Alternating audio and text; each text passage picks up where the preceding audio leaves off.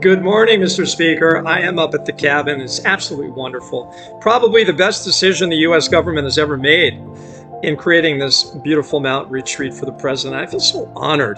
The only problem is the snow now is reaching a level where it's taking a long time for us to get out of here.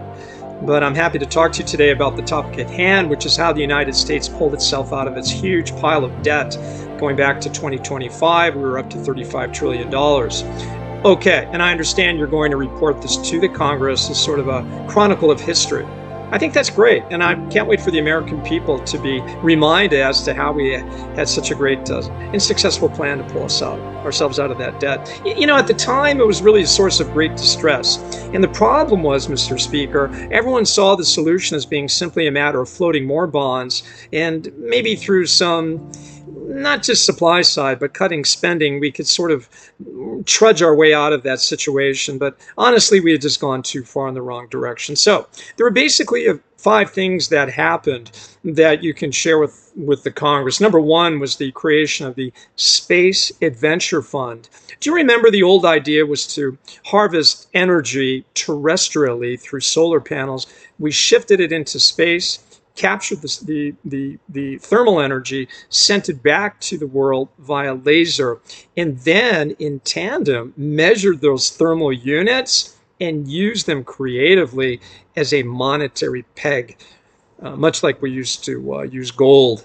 So we really, as they say, killed 2 birds with 1 stone. We created this opportunity for literally limitless energy, and at the same time we were able to really convert our US dollar to something pegged to real value, and that was the measurement of thermal units, this very creative metric for our US dollar, and that was just so brilliant.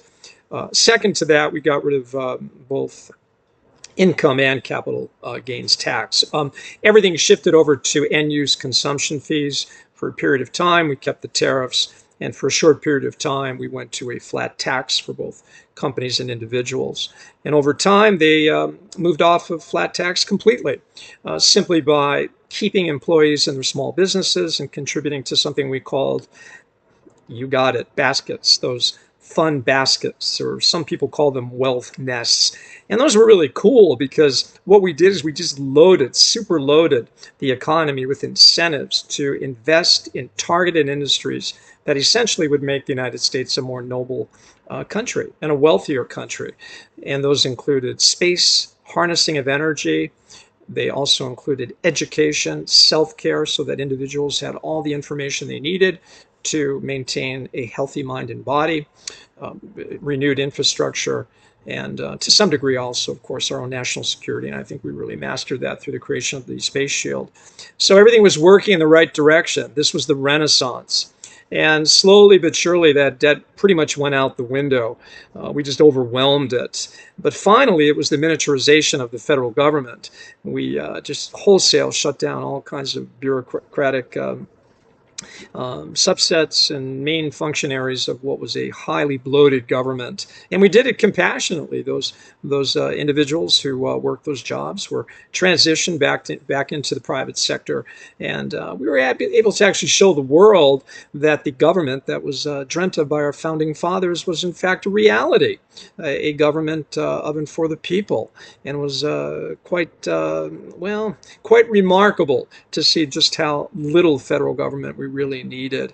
And I think part of that, we had to deal with what used to be called the entitlements, and we did that, of course, by privatizing Social Security, and of course now with our harvesting of energy through the solar program in space, the ever-powerful American dollar, and the Space Shield, which took us off of holding the standing armies and reduced our military expenditures, and also the nobilization of our people. Frankly, we created an atmosphere of elegance, majesty, and beauty in this country where all were inspired to create beautiful things, to really support the family unit, the traditional family unit, and everything worked out really quite well. Of course, we're not in utopia.